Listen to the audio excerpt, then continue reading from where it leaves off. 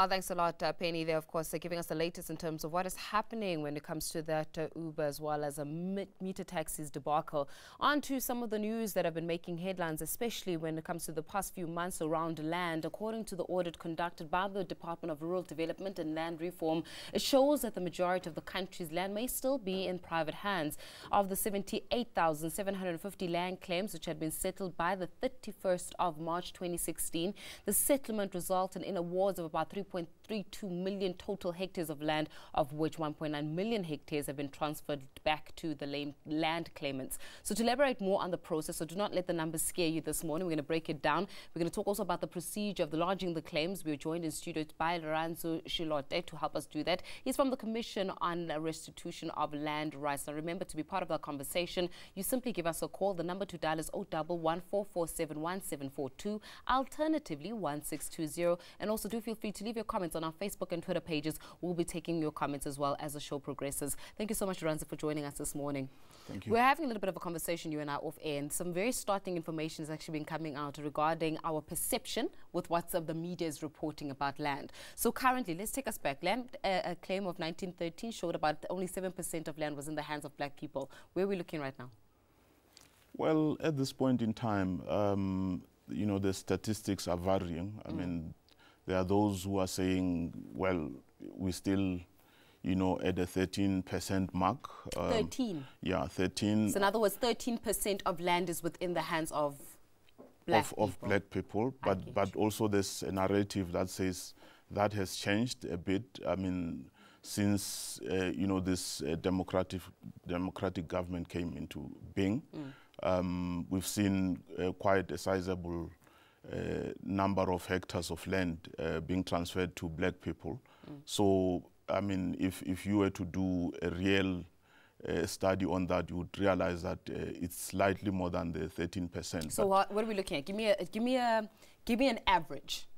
Give me an estimate, should I say. How much land is within private hands versus how much land is gone back to the people that are the claimants or the black people in this country? Well, you see, the challenge with that question is that the statistical information in terms of our deeds registry, some of it will not tell you exactly who are the owners of that particular land, because some of the land is owned by companies and trusts and so on. So, you know, the racial profile might be a bit of a challenge, but in the main, we know that the bulk of the land is still in the hands of white people, and black people still have little, and hence, you know, government came up with, you know, the program of land reform to make sure that, you know, that statistic is changed or it's reversed. So from the time that somebody is a claimant, right, and they actually, or they apply to have the land back, or the family's land back, or to the land to be transferred back, to the time that this actually does happen, do we actually have a time frame for that? I'm going to mention one particular example, one particular case I think that you guys are dealing with, and that is the case of District 6. Yep. The claimants of District 6 have been launching to get back their land, I think from 1995, I think they did it again in 1998, and something happened again in 2014. Those individuals of District 6 are saying that they still have not received land. So what's the time frame really that we're looking at? Yeah, well, you see, the time frame is very difficult to you know, to set or estimate, because there are different dynamics involved in a particular case. I mean, it depends, you know, on a particular case, what are the variables involved in that one.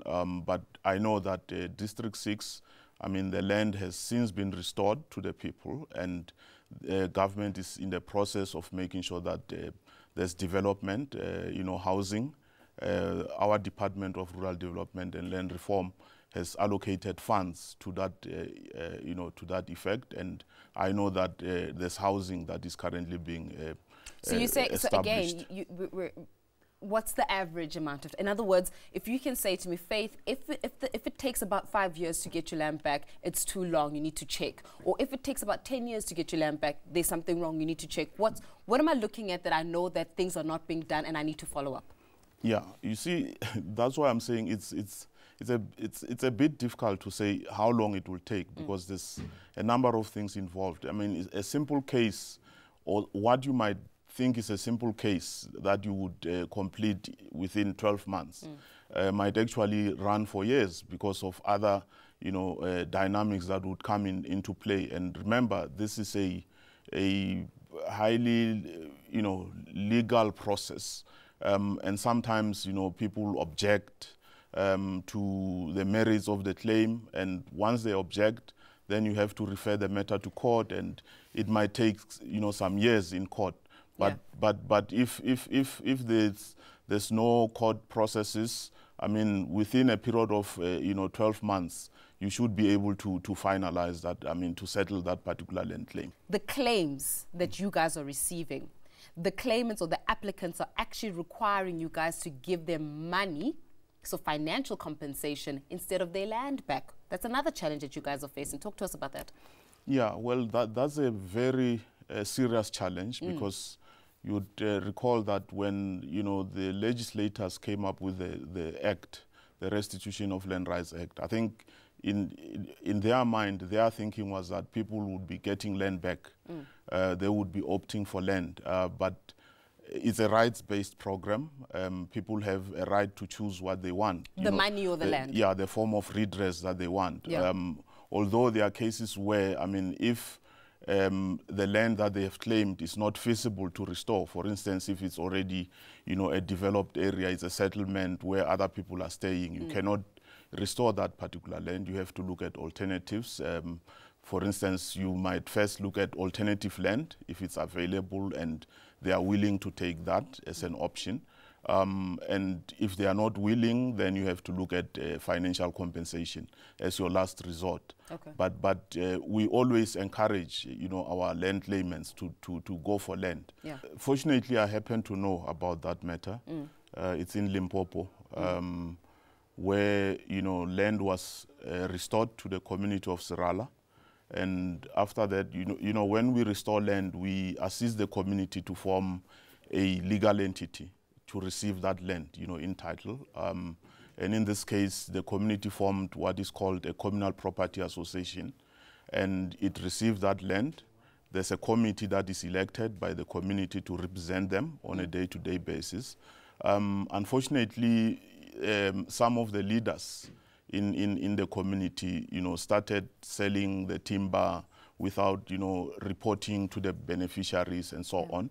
And this is not an isolated case. These are cases that are happening with many of the claimants of the land. I'm sure you'd appreciate that. That is one of our major challenges. Because remember, our role as the Commission on Restitution of Land Rights is to make sure that land claims are, are settled and finalized. But then what happens after the land has been given back, becomes a challenge, because people start fighting, others do not account, to the broader community. And in this case, it's you have such a case where, there's no accountability. But the department has stepped in the Serala matter, where the department is applying to court to put this communal property association under administration.